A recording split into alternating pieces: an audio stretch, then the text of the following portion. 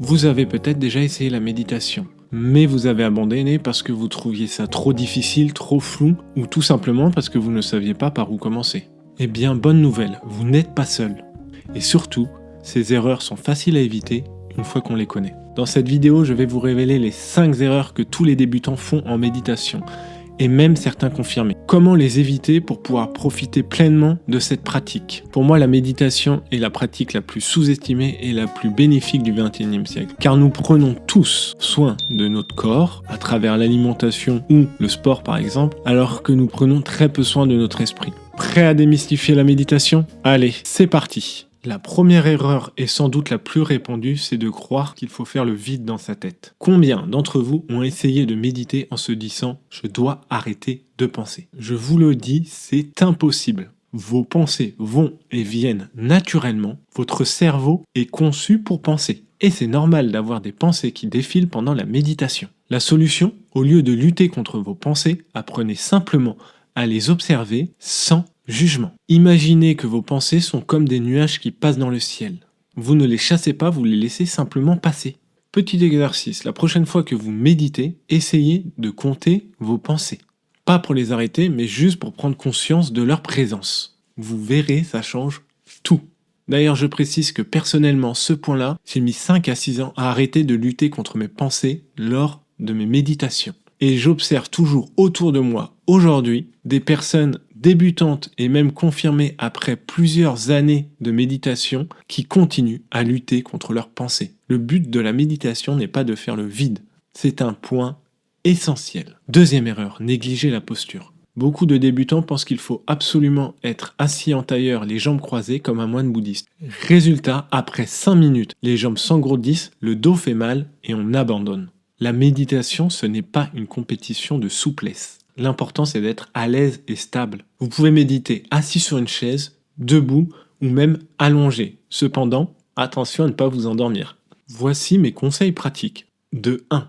Gardez le dos droit, mais pas raide. 2. Posez vos mains sur vos cuisses ou vos genoux. 3. Relâchez vos épaules et votre mâchoire.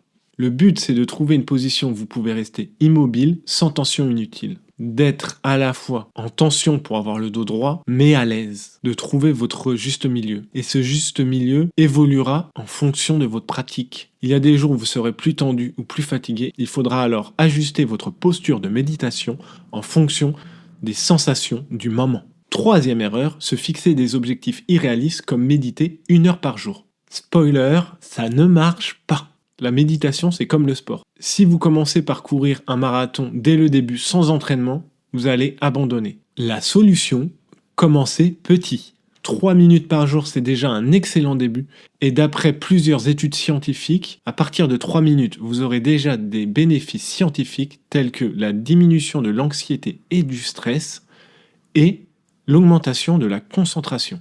L'important, c'est la régularité, pas la durée. Mon astuce, utilisez un minuteur pour vous guider. Et si vous n'avez vraiment pas le temps, essayez les micro-méditations. 1 minute de respiration consciente avant une réunion ou dans les transports. Quatrième erreur, croire qu'il faut absolument fermer les yeux pour méditer. C'est une idée reçue qui peut même être contre-productive pour certains. Fermer les yeux peut amplifier les pensées et les sensations internes, ce qui peut être déstabilisant pour certains débutants. La solution, essayez de méditer les yeux ouverts. Par exemple, fixez un point devant vous comme une bougie, un objet ou un arbre. Mon conseil, c'est de tester les deux, avec les yeux ouverts et les yeux fermés, pour voir ce qui vous convient le mieux. Il n'y a pas de règle absolue. Alors, testez. Cinquième et dernière erreur, et c'est probablement la plus importante. Beaucoup de débutants se focalisent tellement sur la technique qu'ils oublient ce qui se passe en eux. Pourquoi c'est crucial? Votre corps est votre meilleur guide. Si vous êtes tendu, fatigué ou stressé,